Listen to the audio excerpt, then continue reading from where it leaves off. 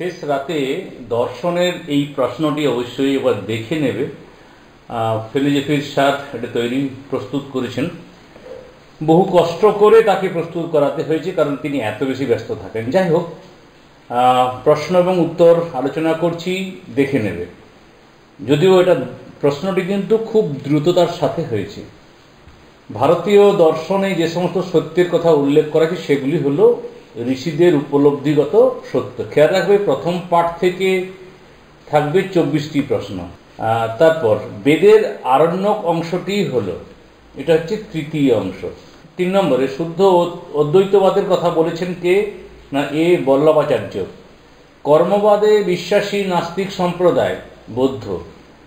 Dash এবং dash দর্শন বেদানুগত দর্শন নামে পরিচিত। এটা কি হবে বলতো? উত্তর হচ্ছে মীমাংসা ও বেদান্ত। এই প্রশ্নের উত্তরটা 6 নম্বর প্রশ্নের উত্তরটা কমেন্টে জানাবে। অবশ্যই স্যারকে সম্মান জানানো হবে উত্তর দিয়ে। অনুমানকে যে পর্যায়ের জ্ঞান বলা হয় সেটা হচ্ছে দ্বিতীয় পর্যায়। বাকি প্রশ্নগুলো আশা করি দেখেছ। জ্ঞান লাভের উপায় সম্পর্কে চার্বাকদের মতবাদ হলো বহুমুখী, না এটা হচ্ছে অতি সংকীর্ণ। বিবৃতি দুটো দেওয়া আছে। চার্বাকগণ অনুমানকে অস্বীকার করেছেন। অনুমান হলো সম্ভাব্য মূলক। উত্তর কি আসছে? উত্তর আসবে বি। একটু পড়ে নেবে, আমি একটু দ্রুত সারতে চাইছি। চার্বাকদের জড়বাদের সঠিক ক্রম: জড়বাদ, স্বভাববাদ, যদৃচ্ছবাদ আর নিরীশ্বরবাদ। ভারতীয় দর্শনে যথার্থ জ্ঞানকে বলা হয় প্রমা। গৌতম প্রদত্ত প্রত্যক্ষ লক্ষণে অব্যক্তি দোষ দেখা যায়। দুটো স্তম্ভ দেওয়া রয়েছে, ক স্তম্ভ এবং খ স্তম্ভ। তো এই দুটো স্তম্ভে উত্তর কি আসছে দেখো। 1-এর সাথে বি, অর্থাৎ ন্যায় দর্শনের প্রবক্তা হলেন মহর্ষি গৌতম। তারপরে 2-এ যাচ্ছে ডি, মহর্ষি কোনাদ। এইভাবে অর্থাৎ 1-এরটা উত্তর হচ্ছে এরটা। 14 নম্বরে প্রমা এবং প্রমাণ রূপে গণ্য প্রত্যক্ষ। তারপরে 15 নম্বরে ন্যায় মতে স্ববিকল্পক প্রত্যক্ষের উৎস বিশেষণযুক্ত প্রত্যক্ষ। ন্যায় দর্শনের সাধ্যকে সিদ্ধ করা হয়, এটি হলো সত্য। কারণ থেকে কার্যের অনুমান করা হলে তাকে বলা হয় পূর্ববৎ অনুমান। হেতু ও সাধ্যের সাহচর্য নিয়মকে ড্যাশ বলে ব্যাপ্তি। 19 নম্বরে দুটো স্তম্ভ দেওয়া রয়েছে, একটু মিলিয়ে নাও। দেখো অ্যান্সার আসছে সি। 1-এর সাথে যাচ্ছে ডি, 2-এর সাথে যাচ্ছে সি। এটা দেখে নেবে। ন্যায়ের মতে অনুমিতি কয় প্রকার না 2 প্রকার। পরোক্ষ কোনো প্রমাণ পদ্ধতিকে বলা হয় তর্ক। ভাষা পরিচ্ছেদ গ্রন্থটির রচয়িতা বিশ্বনাথ।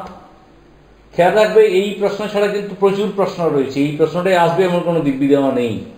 যেখানে আগুন আছে সেখানেই আলো আছে, এটা ব্যক্তি জ্ঞান। কারণ প্রশ্ন তো প্রচুর না। ওই পর্বতে বহ্নি আছে, এই অবয়বটির নাম হচ্ছে প্রতিজ্ঞা। 25 নম্বরে এরপরে 16টি কোশ্চেন পরবর্তী ক্ষেত্রে থাকবে এই ইউনিট 2 থেকে। সমাজ দর্শন হলো দর্শন ও সমাজ বিজ্ঞানের মিলনস্থল। একথা কে বলেছেন না গিসবার্ট। দর্শনের সাথে জ্ঞানবিদ্যাকে অভিন্ন বলে বিবেচনা করছেন কে না কান্ট।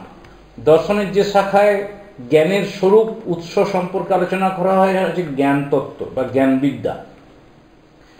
ফিলোজোফার কথাটি প্রথম ব্যবহার করেন কিনা পিথাগোরাস। দর্শনের শাখাগুলির ক্রমিক অবস্থান, এটা অবস্থান এরকম: অধিবিদ্যা, নীতিবিদ্যা, জ্ঞানবিদ্যা, সমাজ দর্শন। আমি জাস্ট পড়ছি। যা সত্তা তাই যুক্তিযুক্ত, যা যুক্তিযুক্ত তাই সত্তা। এই প্রশ্নের উত্তরটি কমেন্টেই জানাবে। মানে 2টো প্রশ্ন তোমাদের দিলাম। কোনো ধারণায় সহজাত নয়, একথা বলেছেন কে? John Locke. কেবলমাত্র বিশুদ্ধ বুদ্ধির দ্বারা আবশ্যিক জ্ঞান লাভ করা সম্ভব, কে বলেছেন না চরমপন্থী বুদ্ধিবাদীরা। আধুনিক দর্শনের জনক ডেকার্ট বা ডেকার্ট।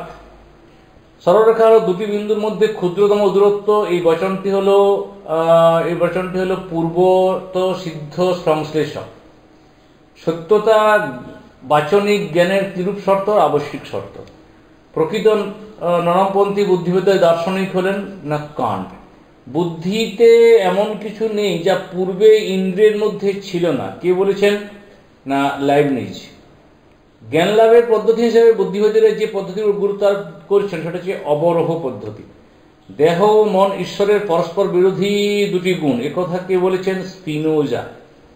শেষ প্রশ্ন, দেকার্তের বুদ্ধিবাদের 3 প্রকার ধারণা স্বীকার করা হয়েছে: আগন্তুক, কৃত্রিম আর সহজাত। সকলকে শুভেচ্ছা রইল। পরীক্ষা কেমন দিলে জানাবে।